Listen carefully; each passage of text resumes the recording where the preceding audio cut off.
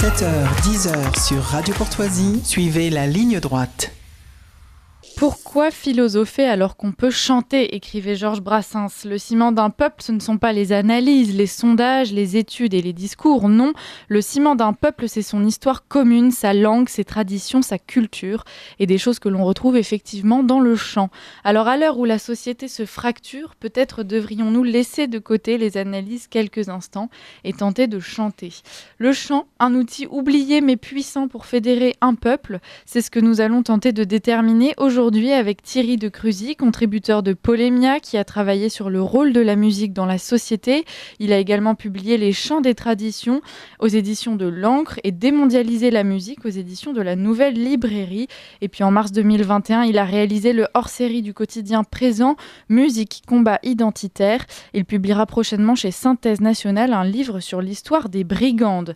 Et nous recevons également Henri Chevalier, scout depuis 15 ans et organisateur de soirées chantantes. Bonjour Henri Chevalier. Bonjour Liselotte. Alors j'ai commencé par vous, un jeune qui se tourne vers le chant et le chant plutôt populaire en l'occurrence, c'est assez surprenant. Pourquoi ? En fait ça s'est un peu imposé à moi au fur et à mesure de mon parcours de vie, de mon parcours de jeune. Comme vous l'avez dit, j'ai été scout, je suis scout depuis longtemps et le chant fait partie intégrante de la formation du scout, de son évolution. Quand on est scout autour du feu, on va chanter. Quand on marche pour se donner du courage sous la pluie, on va chanter. Ça fait partie intégrante vraiment de, comme j'ai dit, la formation du scout et de sa vie. Et même au-delà de tout ce que j'ai pu vivre, je suis un grand fan de rugby et on peut le voir si on a déjà vu un match de rugby. Dans les stades, ça va chanter. Au bout d'un certain temps, je me suis posé la question de pourquoi. Alors que des gens sont déjà rassemblés, qui sont déjà fédérés par quelque chose, qui passent un moment ensemble, que ce soit pendant un match de rugby, pendant n'importe quel événement sportif, pendant aussi, j'avais pris comme exemple le salon de l'agriculture. Pourquoi des gens qui alors qu'ils sont déjà rassemblés par quelque chose, par un événement, par un intérêt commun d'être présents à un même événement, se sentent-ils obligés de chanter ? Je pense que ça s'impose à eux, que c'est un peu l'étape d'après de la fédération d'un groupe. Après s'être rassemblé, il faut se fédérer par la voix. Alors vous parlez du chant qui intervient après qu'un groupe soit déjà constitué, rassemblé autour d'un événement ou simplement d'une organisation. On parlait de scoutisme. Il y a des fois aussi où c'est le processus inverse, c'est le chant qui va créer cette communion. Vous, aujourd'hui, vous organisez des soirées chantantes et vous rencontrez des gens justement avec qui vous n'auriez peut-être pas échangé autrement. Oui, alors c'est assez drôle parce que en fait, depuis le début avec mes camarades scouts, quand on se retrouve, ils sont devenus des amis au-delà du scoutisme. Quand on se retrouve, on va chanter autour d'un verre au bar. Et c'est vrai qu'au fur et à mesure, on a senti que ça créait de l'intérêt, que les gens s'intéressaient, que ça faisait rire les gens. Ça nous a semblé assez naturel et ça n'a pas été vraiment un processus forcé de, au fur et à mesure, faire évoluer ces moments qu'on passait ensemble en des soirées un peu plus institutionnalisées, un peu plus organisées pour rassembler les gens autour du chant. Alors Thierry de Cruzy, je me tourne vers vous, vous nous entendez ? Parfaitement. Merci d'être parmi nous, bonjour à vous. Alors, vous avez probablement entendu, au moins en partie, les propos de Henri Chevalier concernant justement le chant qui venait fédérer des groupes ou alors qui pouvait aussi être l'aboutissement d'une communion déjà bien effective, par exemple dans les groupes de supporters de sport, des groupes scouts. Vous avez beaucoup travaillé sur la place, le rôle de la musique dans la société et vous présentez le chant comme étant un outil pour fédérer les gens. Alors, est-ce que vous pourriez nous en dire plus ?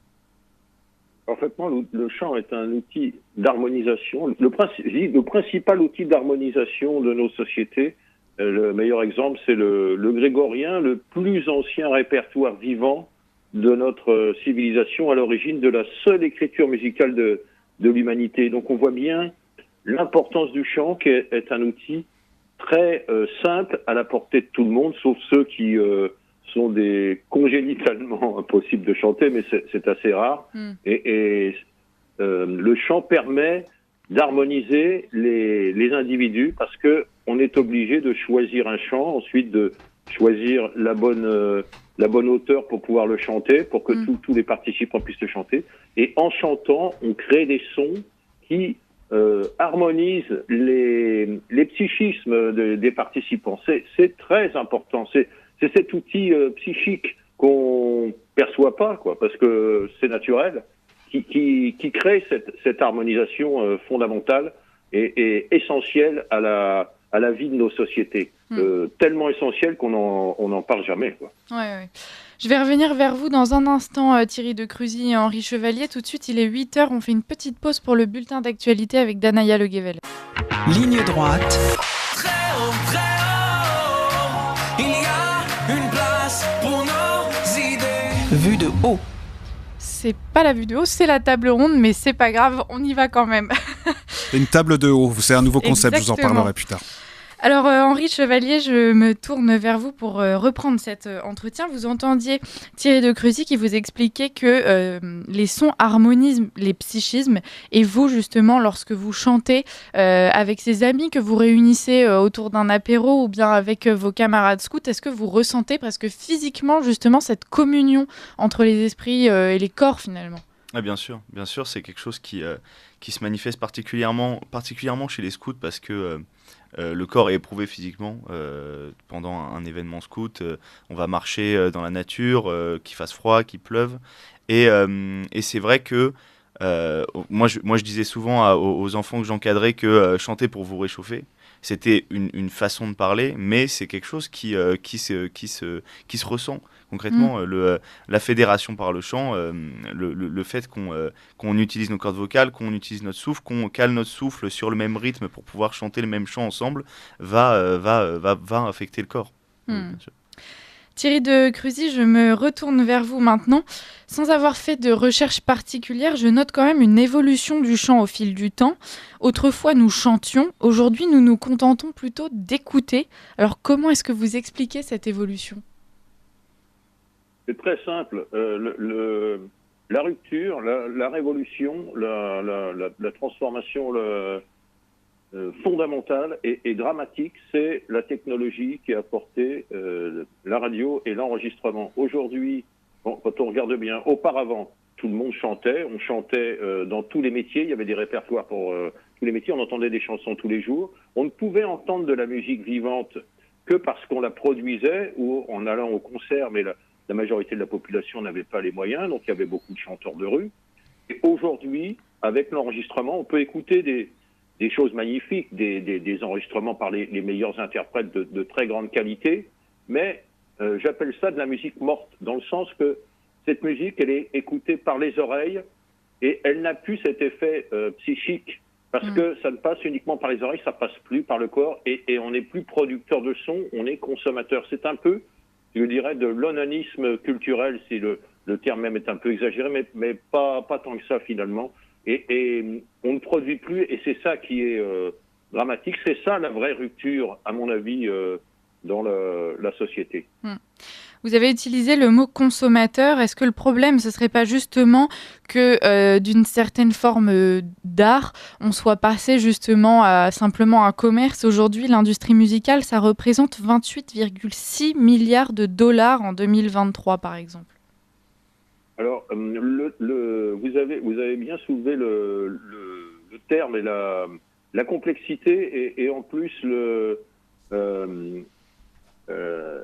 l'inanité du concept, parce que industrie musicale, ça n'a aucun sens, quoi. Ça veut dire qu'on produit de la musique, de la chanson à la chaîne. Il n'y a plus d'artistes derrière, il n'y a plus que des techniciens, il n'y a plus que des industriels. C'est complètement fou d'arriver à avoir ce terme, quoi, qui détruit complètement la base, le concept, le fond de ce qu'est la musique et la chanson. Et c'est caractéristique de notre époque, et on l'emploie sans se rendre compte de ce que ça signifie. Vous parliez donc de cette industrie, Henri Chevalier. Est-ce que les jeunes à qui vous apprenez le chant, donc notamment dans le cadre du scoutisme, il faut leur réapprendre une certaine sensibilité justement pour qu'ils puissent se réapproprier cette tradition du chant, ou est-ce que c'est assez naturel ? En fait, ça dépend à quel âge on commence, évidemment. Moi, j'ai encadré de 10 à 12 ans, donc des enfants assez jeunes. Et c'est vrai en fait, c'est un âge où ils ne sont pas encore totalement mal influencés par en effet, la consommation industrielle de musique qui passe par les nouvelles applications, par les nouveaux réseaux sociaux, qui passe par toutes les plateformes d'écoute et toute la communication et le marketing qui est fait autour de ça. Donc c'est un âge où on peut vraiment participer à leur éducation.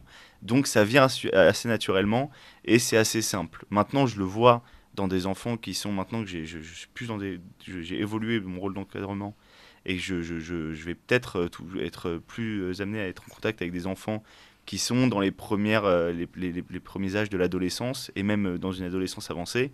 Là, en effet, c'est très compliqué parce qu'ils ont un rapport, comme l'a dit Monsieur de Cruzy, vraiment de consommateurs. Ils ont totalement délégué depuis longtemps. Ils ont délégué le rôle de création musicale à des marchands de cette musique. Et ils en sont totalement influencés. Et donc, en effet, là, il y a vraiment un travail de sensibilisation à faire pour essayer de leur vraiment qui portent réellement un intérêt à la pratique du chant et à terme éventuellement à sa création. Mais c'est un travail qui est beaucoup plus compliqué quand les enfants sont déjà emportés dans cette engeance de la consommation musicale. Vous avez utilisé le mot influencer et moi j'aimerais rebondir là-dessus.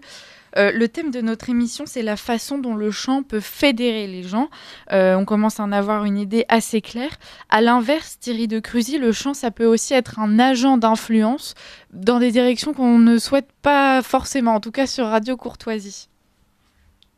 Évidemment. Et agent d'influence, c'est même pire que ça, parce que c'est un outil de contrôle des masses. C'est presque désespérant d'en arriver à cette constatation. C'est que c'est tellement anodin que personne ne s'en préoccupe. Quand vous demandez à quelqu'un pourquoi tu écoutes ces musiques-là, ah bah parce que ça me plaît. Et alors pourquoi ça te plaît? Ah bah parce que c'est bien. Et on a une avalanche de termes qui n'ont aucune signification, qui sont juste un espèce de ressenti de surface et qui ne permet pas de savoir et de comprendre quelle est la démarche rationnelle qui a permis d'en arriver à écouter les musiques qu'ils écoutent. C'est tout simplement une forme de conditionnement le plus ordinaire qui passe par des techniques très simples psychiques et qui sont utilisées par les techniciens de la musique depuis quand vous voyez un exemple très simple, c'est les musiques trance, ça s'appelle trance parce que les auditeurs entrent en trance véritablement. Hein. Ce sont juste des techniques ancestrales qu'on trouve dans les tribus primitives, les tribus depuis l'aube des temps, où le chaman, le sorcier, fait entrer en transe un individu pour le soigner, parce qu'il a des problèmes psychiques, ça va pas bien. Et donc on le fait entrer en transe avec juste un tambour, un rythme, et là on essaie de le soigner. Sauf que maintenant, avec la technologie, le DJ, le nouveau sorcier, le sorcier du son, il est au contact des populations et il fait entrer en transe des dizaines de milliers de personnes, quoi. C'est ça qui est incroyable. Alors ça, c'est valable. C'est l'exemple le plus emblématique pour montrer comment ça fonctionne, mais ça fonctionne de la même façon avec les chansons ordinaires, le rythme, les percussions, et qui crée une affinité avec le rythme cardiaque pour pouvoir séduire, attirer, intéresser l'oreille, avec aussi on appelle ça les musiques velcro, les petits signaux qui font qu'on est intéressé, puis tout d'un coup, au bout d'une ou deux écoutes, on peut plus s'en dépêtrer, quoi. Et ce phénomène psychique, il est lié à la répétition obtenue, comme je disais tout à l'heure, avec l'enregistrement, parce que on a des musiques exactement identiques. Dans une exécution naturelle, l'orchestre, le musicien, le chanteur, il n'est jamais exactement le même, puisque il réagit face à son public. Et donc, il n'y a pas ce phénomène de répétition à l'identique.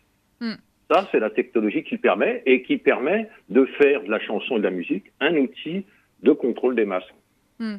Et donc, aujourd'hui, un outil dont on se sert à des fins plutôt inavouable. Alors, j'aimerais parler de l'Eurovision, puisque ça reste le grand concours de chant européen. Quand on voit justement la façon dont le chant est utilisé, on pourrait reparler de cet interprète irlandais ou irlandaise, je ne sais plus, déguisé en démon qui se cambre sur scène. C'est assez effrayant, justement. Ça s'inscrit dans cette logique de prise de contrôle, presque du psychisme des auditeurs, Thierry Decruzy. Évidemment, on dit jamais, et c'est assez surprenant, c'est que l'Eurovision, c'est une création de l'OTAN. Ce sont des militaires qui sont à l'origine de ce concours européen international, qui ont mis les fonds et qui ont conçu le concept. C'est un outil d'influence parce que la chanson permet de prendre le contrôle des jeunes, comme le disait notre ami pour qui s'occupe de scouts. C'est difficile d'intervenir sur les jeunes qui sont pris dans le maelstrom des médias parce que ils ont leur repère à eux, qu'on leur a inculqué, quoi. Et donc l'OTAN et ceux qui veulent influencer les jeunes générations, c'est rapide, hein, au bout de 10 ans, vous tenez une jeune génération, ils le font par l'intermédiaire de ces musiques. Ils conditionnent en mettant en place des repères qui vont ensuite influencer la jeunesse. Quand ils voient celui qui gagne, qui est promu, parce que évidemment tout ça c'est sous contrôle, on choisit, c'est pas la population qui vote. Et quand on choisit de mettre en avant un trans ou un homo ou quelqu'un qui doit être le promoteur de nouveaux comportements, c'est pas compliqué, une petite chanson et puis un déguisement et les médias le relaient au niveau international. Voilà comment ça fonctionne. Henri Chevalier, je ne sais pas si vous aviez conscience justement de cette emprise psychologique que pouvait avoir le chant. Ce qui est certain, c'est que justement, vous, dans le cadre du scoutisme ou même des soirées chantantes que vous organisez, vous faites plutôt référence à un répertoire traditionnel qui vient complètement en rupture avec ce qu'on a l'habitude d'entendre aujourd'hui. Est-ce que vous pourriez nous en parler justement de ce choix de se tourner vers ces chants populaires ? En fait, ça vient de l'éducation musicale que j'ai eue par ma famille. Moi j'ai un oncle qui dit toujours je comprends pas pourquoi on a besoin d'écouter de la musique anglaise ou américaine quand on a le répertoire qu'a la musique française. On a tous les genres, on a des musiques pour tous les moments de la journée, pour toutes les émotions qu'on peut ressentir.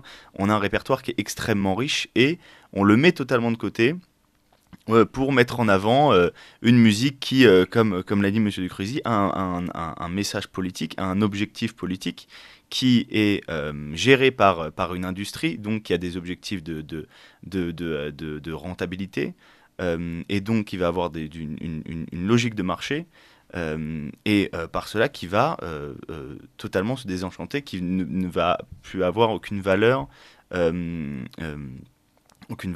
va dire, traditionnelle. Et c'est pour ça que quand on a organisé des chants, quand on a organisé des soirées, des apéros, quand on doit construire un répertoire pour ces soirées, ou même quand on veut apprendre un chant à ses enfants, enfin aux enfants que j'encadre chez les scouts, c'est naturel pour nous de se tourner vers un répertoire qui est traditionnel, qui va toucher à des sujets, à des sujets qui en fait sont intrinsèquement liés aux personnes qui vont le chanter. Ça ne nous viendrait pas à l'idée d'évoquer des chants qui vont faire référence à l'histoire ou au patrimoine américain ou de tout autre pays. On veut faire référence au patrimoine de chants français, au patrimoine de chants européens, et c'est absolument logique dans la continuité de ce qu'on inculque autant chez les scouts et dans les valeurs qu'on va inculquer via les apéros et les soirées qu'on organise. Finalement, le chant, c'est aussi une façon pour vous de refaire prendre conscience soit aux jeunes, soit aux personnes que vous conviez à ces soirées, justement, de leurs racines. Il y a une notion de réenracinement aussi dans son patrimoine, sur sa terre. Vous parliez vraiment de la tradition du chant française. On sent qu'il y a besoin d'aller puiser dans ce patrimoine aussi. Ah, bien évidemment. C'est ce que disait monsieur Decruzy, dont je suis et j'admire beaucoup le travail, faisait écho à Le hasard fait bien les choses. J'ai terminé il y a un certain temps le livre La Bilbao de Henri Vincenot, que je conseille à tous les auditeurs de Radio Courtoisie. Dans ce livre, il y a un épisode où il ramène du coup ce morceau de technologie, un petit poste radio, qui une technologie totalement inconnue dans son village de Bourgogne. Et il évoque au cours de cet épisode le fait que le chant, la seule musique que sa famille avait entendue, que ses parents, ses grands-parents et ses arrière-grands-parents avaient entendue, était la musique qu'ils avaient générée eux-mêmes. C'était des chants de travail, c'était des chants de religieux, mais jamais il ne s'était permis de déléguer cette création musicale à d'autres personnes. Et donc ça montre bien qu'il y avait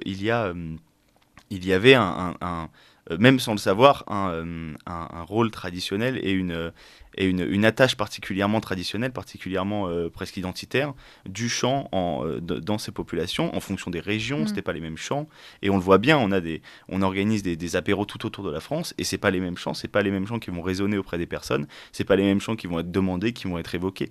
Donc il y a une conscience totalement nationale, totalement identitaire dans la culture du chant français, et même plus que ça, il y a une conscience régionaliste. Thierry de Cruzy, à l'heure où la société justement est fracturée et où beaucoup d'entre nous recherchent leur identité, sont un peu perdus, pour vous le chant, comme semblait le dire Henri Chevalier, c'est un bon outil pour se réenraciner identitairement? C'est fondamental. Je dis, je vais pas donner des exemples de titres, hein, c'est pas la peine. Ce qui compte, c'est de chanter. Quand on chante, on se met en phase avec ceux avec qui on chante, et on se met en phase avec ceux qui ont chanté ce chant au cours des décennies, des siècles, des millénaires antérieurs. Vous imaginez la puissance du chant. Un ami me disait une fois, j'ai mon fils qui écoute du rap, je peux pas lui couper la radio, prendre son téléphone tout le temps. C'est pas, je vois bien que c'est pas la bonne méthode. Qu'est-ce que je pourrais faire? Et j'ai dit, mais c'est très simple.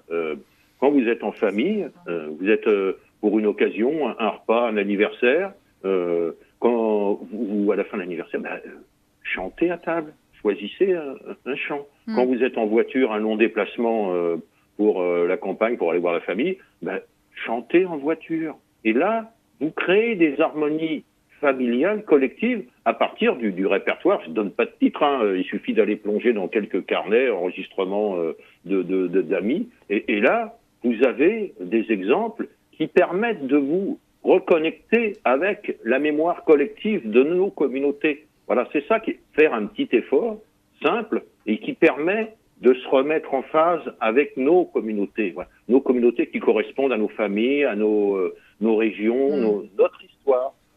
C'est pas plus compliqué que ça. Et le chant est un vrai outil de réaction face à cette pression mondialisée, de la pression des répertoires mondialisés.